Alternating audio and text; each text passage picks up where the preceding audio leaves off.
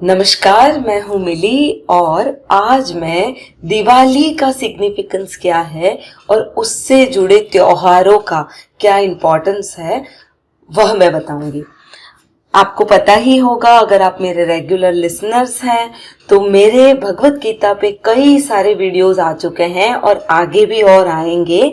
So keep watching. और अगर आपको मेरी आवाज़ पसंद आती हो, मेरे वीडियोस पसंद आते हो और जो भी मैं नॉलेज आपसे शेयर कर रही हूँ वो पसंद आता हो तो कृपया मेरे चैनल को सब्सक्राइब करके मुझे सपोर्ट कीजिएगा।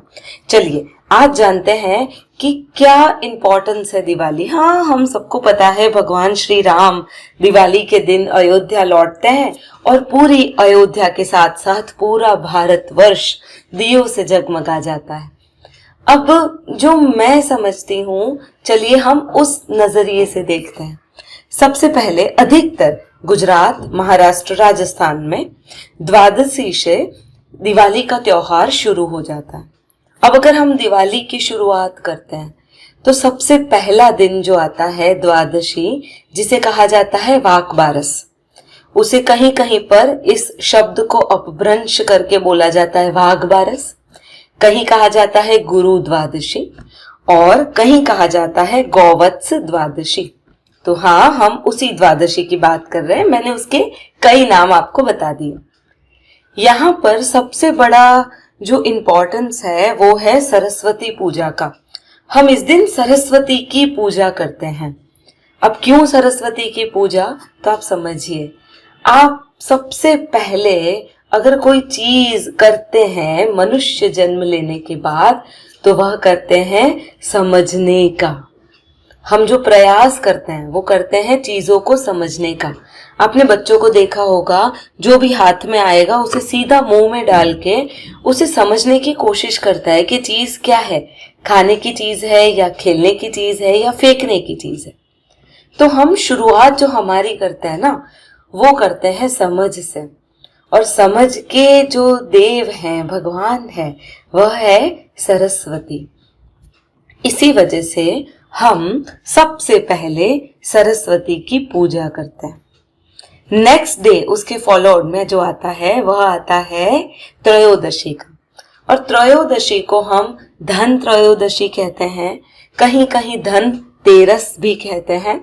तो तेरस का दिन आता है और इस दिन हम महालक्ष्मी के साथ साथ कुबेर का और उनके साथ में गणेश जी की पूजा करते हैं। अब सिग्निफिकेंस ये है, सबसे पहले गणेश पूजा की जाती है। अब गणेश जी जो है वह हमारे मूलाधार चक्र के स्वामी है और उनकी पूजा करने से एक तरह से स्टेबिलिटी आती है।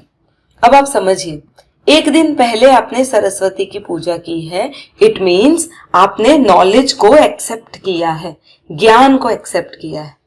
दूसरे दिन आप गणेश जी के साथ साथ उसी ज्ञान में स्टेबिलिटी आए ऐसा, और साथ में उस स्टेबिलिटी के साथ साथ धन कुबेर और माता लक्ष्मी की पूजा करते हैं हम, जिससे हमें थोड़ी बहुत धन हम उसी ज्ञान से अर्जित कर पाए, ऐसा धन जो अच्छा हो, जिसे कहा जाता है महालक्ष्मी, हम उसे अर्जित कर पाए।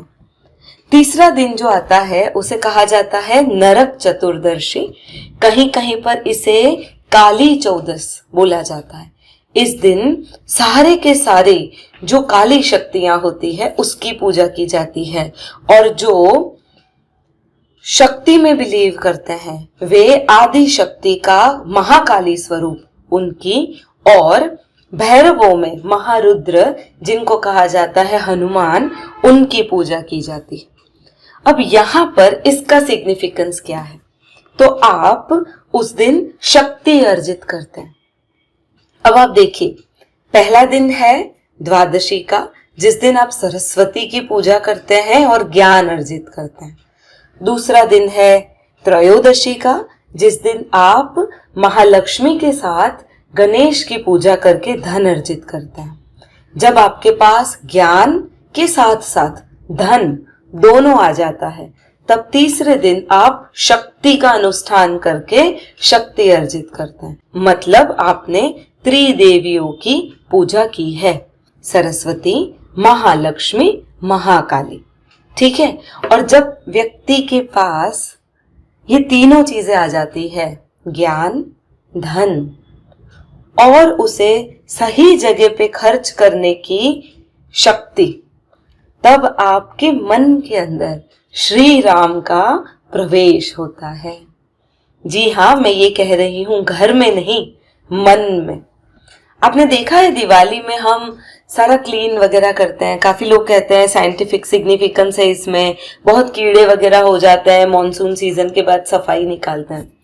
मैं क्या मानती हूँ इसमें कि जब जब भी आप आपका घर साफ करें ना, आज के बाद याद रखना, घर जैसे जैसे साफ हो रहा हो ना, आप आपके मन को भी साफ करते जाओ। इस बार आप ये सोचो कि आपने आपके मन को कितना साफ किया। क्या सही में राम आ सके और हमारे मन में बैठ सके? क्या उतना क्लीन हमने हमारे मन को किया है?